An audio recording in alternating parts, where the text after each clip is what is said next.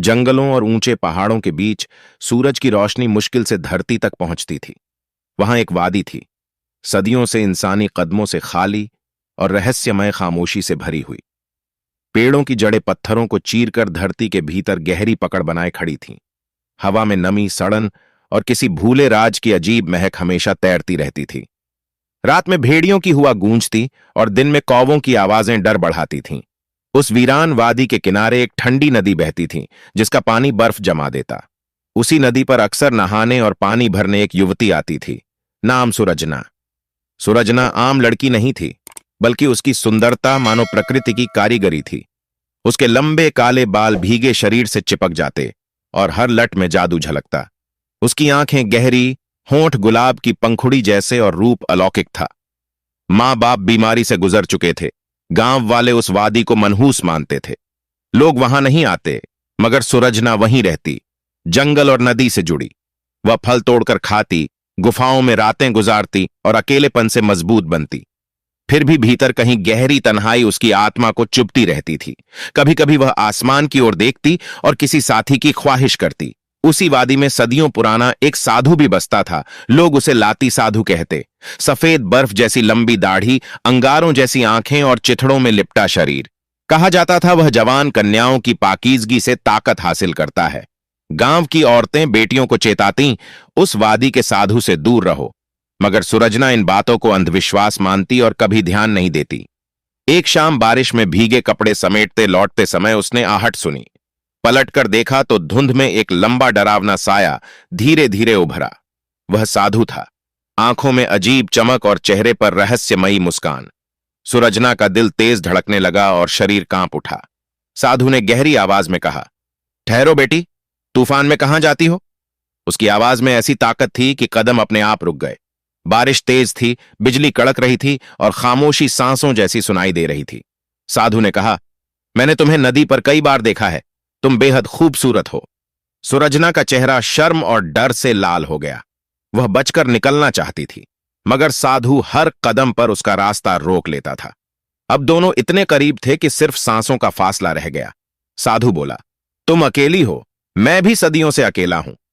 हवा में ठंड घुली थी, मगर उनके बीच अजीब गर्मी भी उठ रही थी।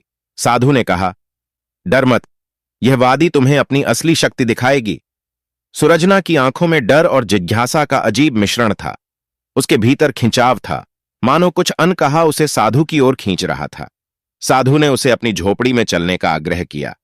सुरजना ने हिचकते हुए कहा, सिर्फ बात करने के लिए, और कुछ नहीं। साधु मुस्कुराया और बोला, हां, सिर्फ बातें। वे दोनों झोपड़ी में पहुंचे। बाहर तूफान तेज होता गया। झोपड़ी छोटी थी, मगर भीतर अजीब गर्मजोशी और खामोशी का मेल था। जलती लकड़ियों की रोशनी में सुरजना का चेहरा बदलता सा लगता, कभी मासूम, कभी रहस्यमय, कभी परी और कभी डरावना सपना। साधु उसे देखता रहा, आंखों में हवस और गहरी तन्हाई का साया। सदियों की अकेलापन उस क्षण जैसे टूटने वाला था। सुरजना का दिल तेज धड़क रहा था, मगर डर धीरे धीरे मिट रहा था। उसकी आंखों में अब खौफ नहीं बल्कि जिज्ञासा चमक रही थी। साधु ने पूछा, क्या तुम्हें अब भी मुझसे डर लगता है? सुरजना ने कुछ नहीं कहा, मगर उसकी आंखों का जवाब साफ था। झोपड़ी की दीवारों पर परछाइयां लंबी होती गईं, माहौल और डरावना हुआ। सुरजना ने दिया में तेल डाला, लौ तेज हो गई और चेहरा चमक उठा। साधु ने हाथ बढ़ाया, मगर बीच हवा में रोक लिया। वह पल इतना भारी था कि दिल की धड़कनें बाहर सुनाई दे रही थीं। अचानक उल्लू चीखा। सुरजना सहम गई और उसका हाथ साधु से छू गया। उस स्पर्श ने दोनों के भीतर बिजली सी दौड़ा दी। साधु ने गहरी सांस ली और कहा, तुम्हारी आंखों में अनोखा जादू है। सुरजना ने पहली बार सीधे उसकी आंखों में झांका।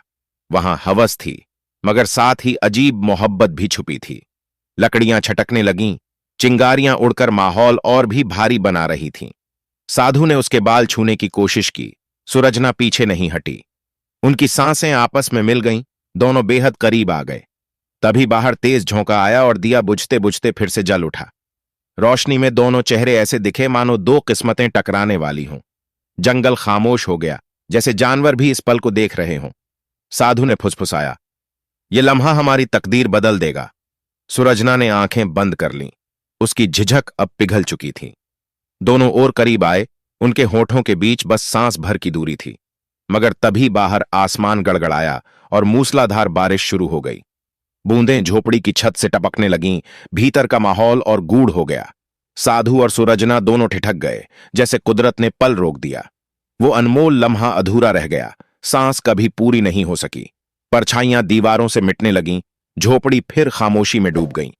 बाहर झींगुर, झरनों और हवाओं का संगम जैसे गवाही दे रहा था। यह रात अधूरी मगर यादगार रह गई, एक रात जिसे कोई जान ना सका।